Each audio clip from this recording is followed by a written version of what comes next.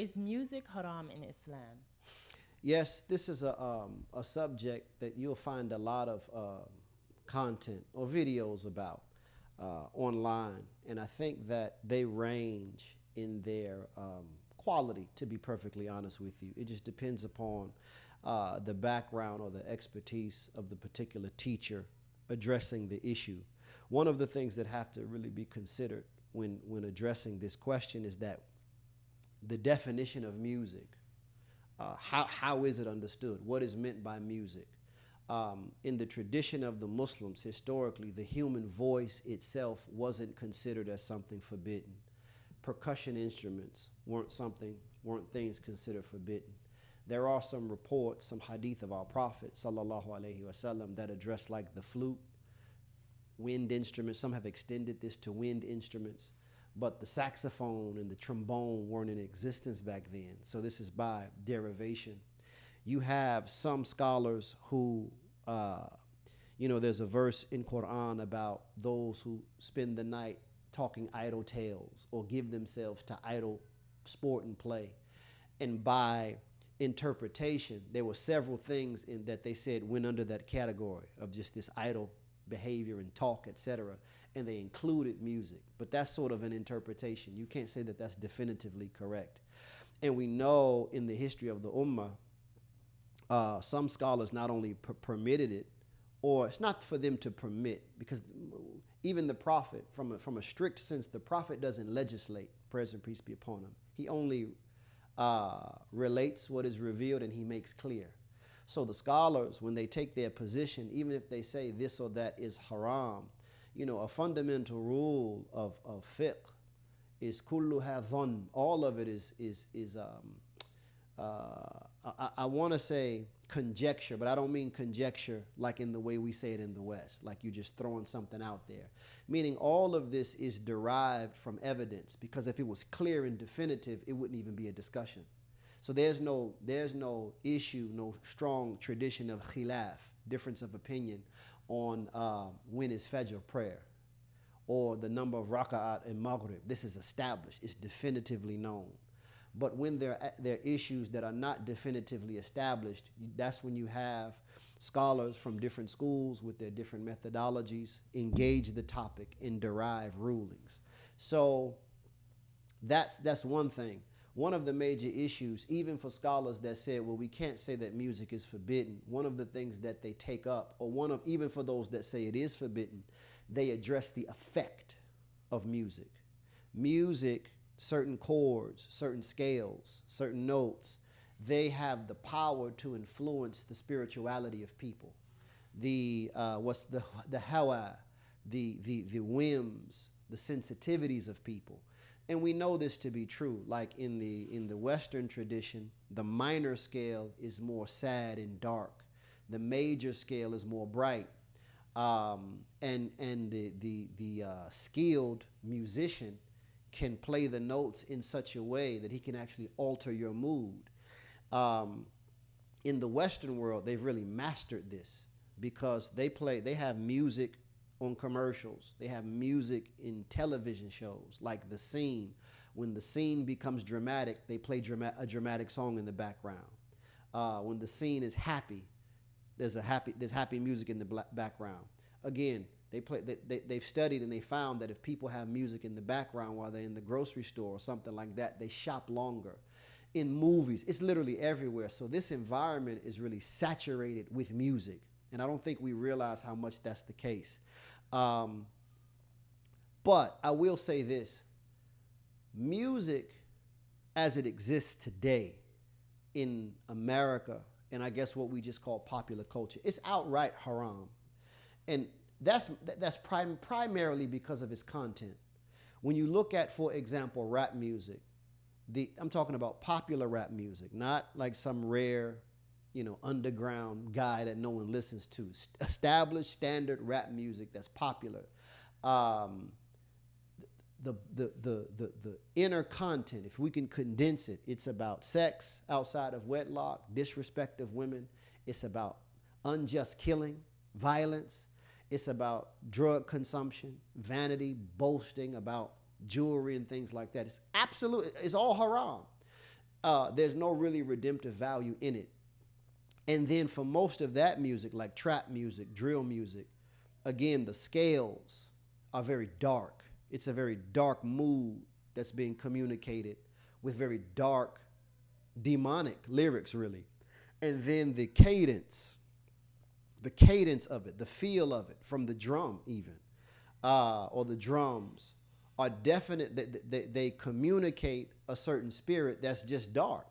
When you look at R&B music, the same. It's about sex outside of marriage. It's about love and devotion to another human being. Oh, I can't stop thinking about you. You on my mind all the time. For us, that's shirk. You know, no one should occupy the human heart and mind to that degree except for Allah. And obviously, if a behavior is forbidden as Muslims to sing about or to celebrate or to make that type or types of behavior, to make that entertainment, then obviously it's haram. And then I think even like when we get into the world of rock and roll, acid rock, classical rock, I mean, you can go to, I remember being in high school and someone close to me was into a certain type, into a rock and roll star. And this person was an actual devil worshiper. And I remember looking at pictures of the concert, and these people are dressed in all black with black lipstick, painted their faces white. They look like dead, like Night of the Living Dead or something like that. In the song, it's a very deathly, demonic spirit. So those in the old days who said music is haram, and they were worried about, because of the effect or the influence that music has on the soul of people, that was light stuff in comparison to what we have today. Today, people are really formed by music. The artists, male and female, I think black music coming from black culture is really a big issue. Our forms of expression have been used sort of as an instrument to project debauchery into the public environment. And all of that's wrong. Now, going back to the issue of music in general, the human voice, again, the human voice, the percussion instruments, and other instruments too, they are not forbidden. Not all of them are forbidden outright, but the content, that's a very important point. So we have forms of musical expression, for example, coming out of West Africa. One of the popular saints, he wrote a poem regarding the merits of the Prophet, sallallahu alaihi wasallam. And the way they sing it is extremely rhythmic. You would think it was, I'm saying that I'm not being funny. The way they sing it, you would think it was Motown or something. A group of brothers, they're singing this song in praise of the Prophet with a nice rhythm to it. I've even heard, like the banjo is like a guitar kind of instrument, but it came from West Africa, from slaves. And I've seen West African musicians play on a stringed instrument. But again, the content of the music was praise of the Prophet, praise of Allah. These are beautiful and wonderful things. So some scholars went even so far to say, if the music is used to promote these great values and principles, etc., that we believe in, then the music is permissible.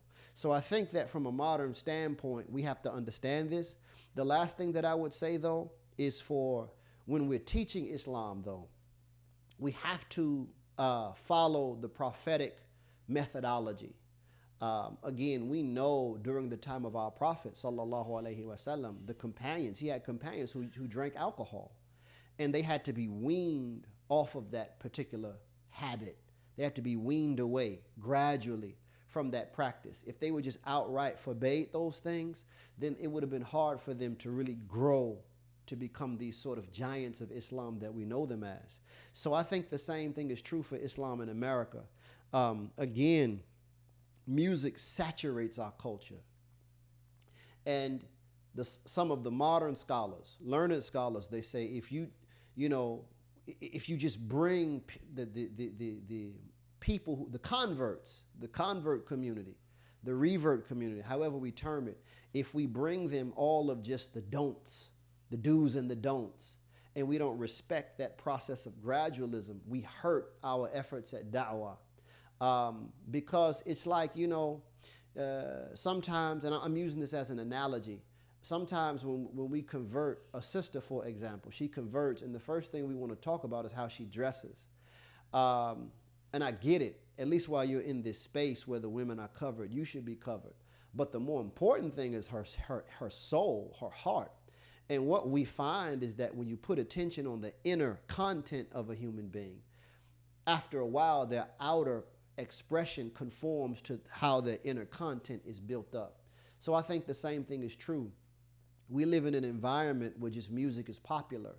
What's most important for the average American is correct belief, good character, etc. And sort of coming out of this Western model of living. And in time, even those among us who are poets, who have beautiful voices, who have that natural inclination towards music, they will be expressing themselves musically in ways that are Islamically sound. That's what we want. Because ultimately, we need, Muslims in America need, and Muslims in the world, we need our own unique forms of cultural expression. But it shouldn't be for mindless entertainment. It shouldn't be for wasting our time. It should be building us up in our Islamic identity, our Islamic thinking, and our Islamic spirituality.